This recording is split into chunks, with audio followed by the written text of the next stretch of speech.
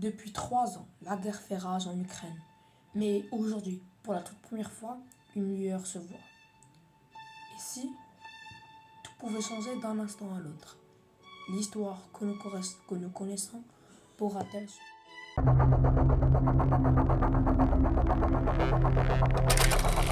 l'Ukraine a éclaté en 2014, suite à l'annexion de la Crimée par la Russie de Vladimir Poutine et à la guerre des régions séparatistes de Louhansk et de Donetsk.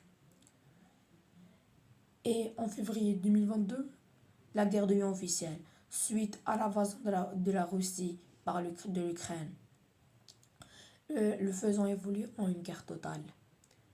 Mais vous n'avez pas remarqué que les enseignements se sont suivis? Est-ce qu'il n'y avait pas des tentatives pour la paix? Et si je vous dis qu'il y avait des tentatives pour la paix? Plusieurs tentatives pour la paix ont été faites et elles échouent toutes. Plusieurs pays comme la France ou l'Allemagne ont essayé de trouver des accords avec la Russie ou bien même l'ONU et l'OSCE. L'un des accords les plus populaires que tout le monde connaît, ce sont les accords de Minsk de 2014 à 2015.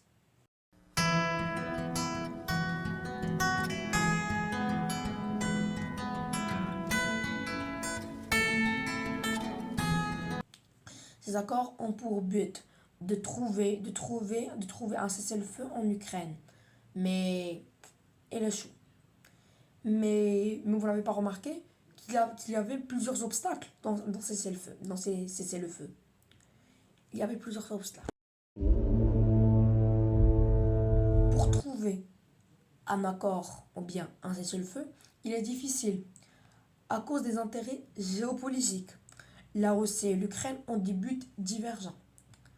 La Russie, elle, veut éviter l'adhésion de l'Ukraine à l'OTAN, le renforcement de son influence dans la région. Mais l'Ukraine, elle, c'est tout le contraire.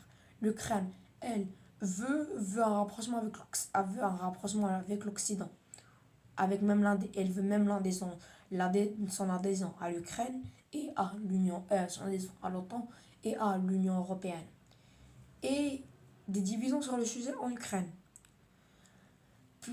Plusieurs raisons, bien presque tout le peuple ukrainien, majoritairement à l'ouest, veulent un rapprochement avec l'Occident, tandis que quelques régions à l'est veulent le renforcement des accords avec la Russie.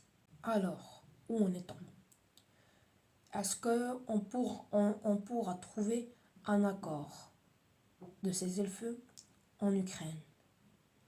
Les États-Unis, eux, ont proposé un accord de cessez-le-feu accepté par l'Ukraine, mais peut-être il n'est pas accepté par la Russie, car la Vladimir Poutine a annoncé qu'il accepte cet accord, mais avec plusieurs questions.